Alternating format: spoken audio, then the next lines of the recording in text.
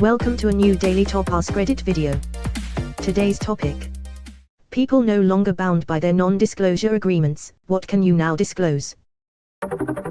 Funny story. Moments after I was unceremoniously fired because my tech skills were found to be insufficient, the bosses who fired me demanded to know the whereabouts of a hugely important computer file I had worked on. I refused to help them.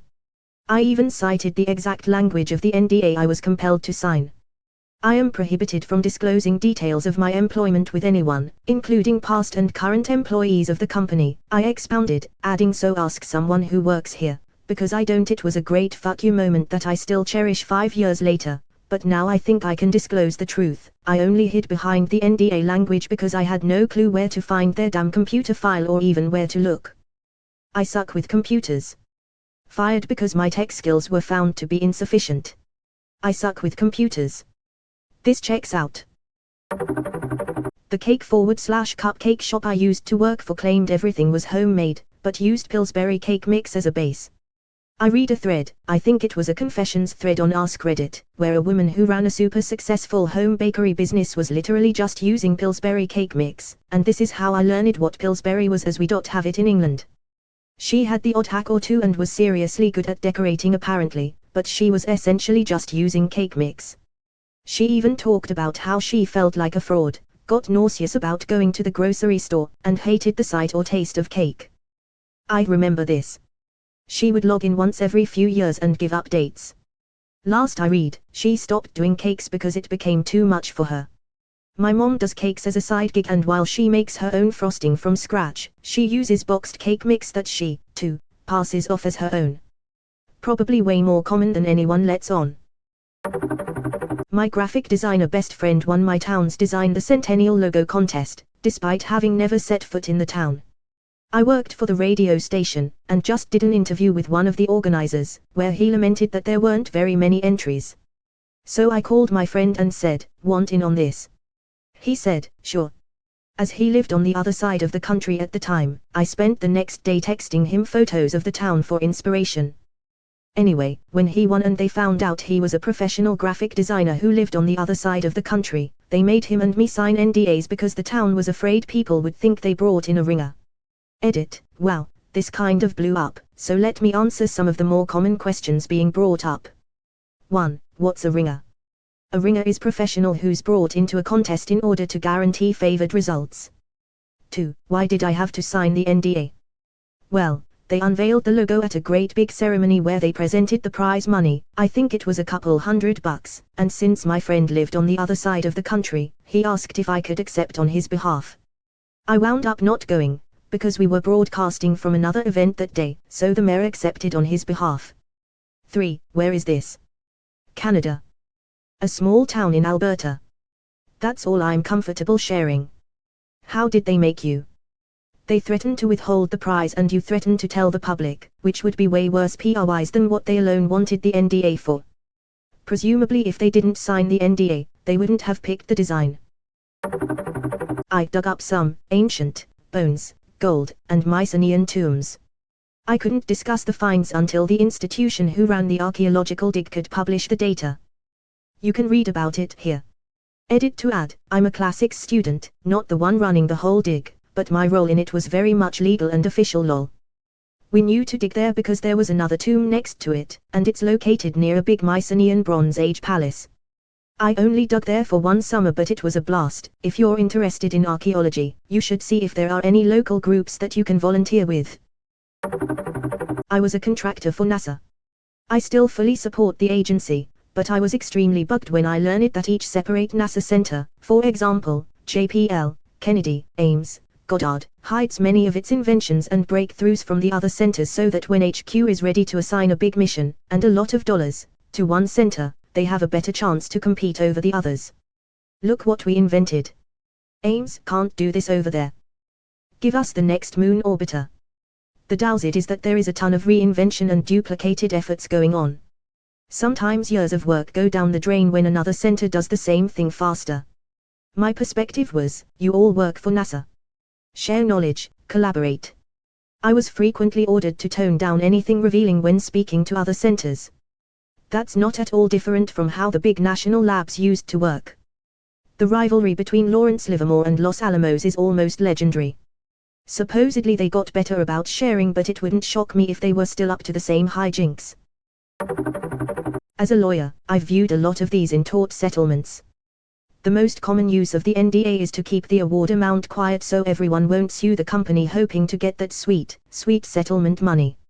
Edit. Several people have PM'd me about their NDAs, and if they can talk about this or that. I am not your lawyer. I don't give legal advice to non-clients. You shouldn't take legal advice from strangers on Reddit. But it's called a settlement because you settled the matter. Let it go. You got the hush money, now do the hush. SMH, as a lawyer who represents plaintiffs that sign these settlements, I say over and over, do not go post this on Facebook. Don't tell your friends. Just say that it's resolved and you were happy with the outcome. Inevitably a week later I'll get an email from defense counsel with my client's Facebook link on some group we did IT guys. Just got $XXXXXX. Edit. Lol, wow, biggest karma post of my life. To answer the question, then what? In a general answer, it entirely depends on the settlement agreement. Maybe in the corporate world the settlement has to be returned and the release of claims stands. There's a lot examples of losing a settlement agreement. But for our agreements, it would just nullify the agreement and put everyone back to square one, which would then likely settle again.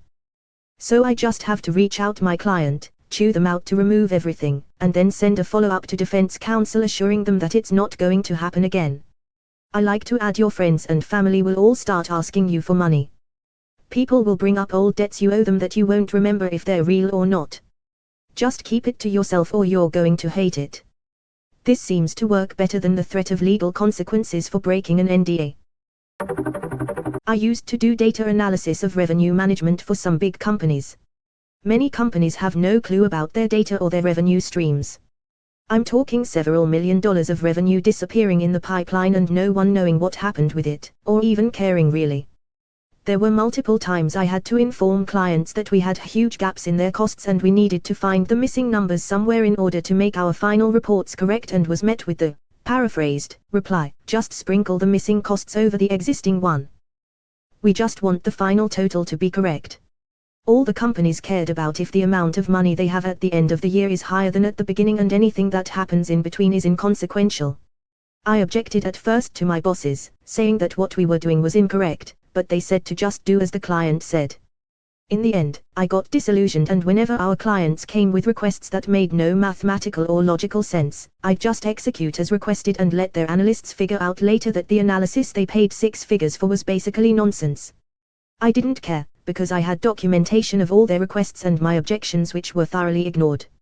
I had a few cases where clients came back disgruntled several months down the line after some in-house analyst had done a deep dive of their data and came up with objections that I had pointed out months before.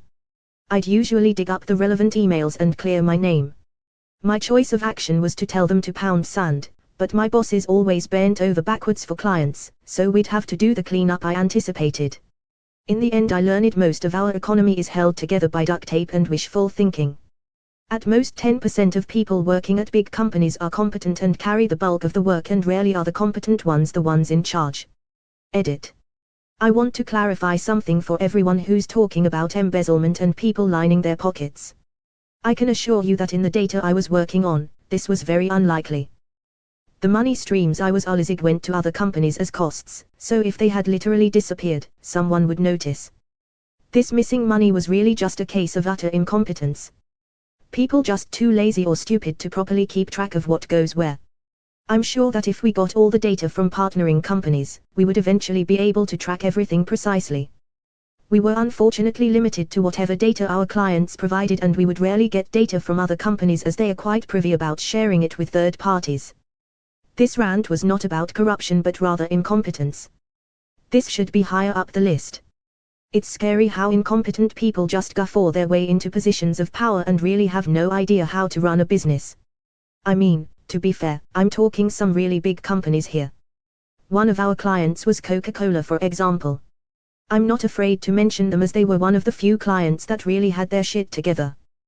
Their data was usually pretty on point and they were extremely thorough. These big name companies make bank, but many of them had absolutely no clue where that bank was coming from. The key account managers just cared that their totals were good. Individual revenue streams didn't matter as long as in the end, the sum total was fine. Well, this is already public knowledge, and they forgot to have me sign an NDA anyway, but Savannah College of Art and Design's Omudsma Sophia Bagolai, the independent person who's supposed to represent students in cases of unfair treatment by the school, married one of the school's vice presidents to and is now Sophia Leto. It's definitely a conflict of interest, but she's still serving as independent ombudsman, and currently refusing to help students get any kind of refund now that all their classes are online and they don't have access to the expensive equipment their expensive tuition is supposed to be paying for. Edit. Wow, this blew up. For anyone affected by SCAD, whether it was the abrupt closure of the Hong Kong campus, financial burden, lack of access to facilities, poor e-learning quality, etc., you do still have recourse even if the ombudsman may be working against you. SCAD's accreditation is up for review with SACS-GARC this year. SACS-GARC will accept written complaints mailed to their office. Link below. Make sure to include documentation. Things advertised by admissions, emails, financial statements, etc. That, unfortunately, seems to be the only way to make them improve. https://sacsgarc.org/documents. Edit 2. Sorry, I almost forgot.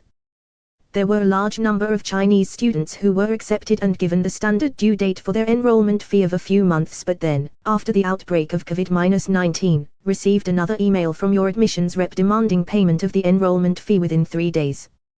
That is not okay. Whether you paid the fee or not, please take the time to file a complaint with SACS-GARC and send them that material, both the acceptance documents and the later email demanding payment in 3 days. I may be remembering incorrectly, but doesn't SCAD have a lot of issues with student health, including abnormal attempted suicide rates with students? Wouldn't that fall under unfair treatment by the school? This seems really problematic. Sure does. Here's a read for you. https://medium.com/@Stefania. Not the first skeezy thing I've heard about SCAD TBF. Isn't this also the design school that has an equestrian studies program entirely because the college president's daughter wanted one, or something to that effect? Sounds like some crazy horse girl shit if I've ever heard it. Not sure what the origin is, but yeah, they have a stupid big equestrian studies program.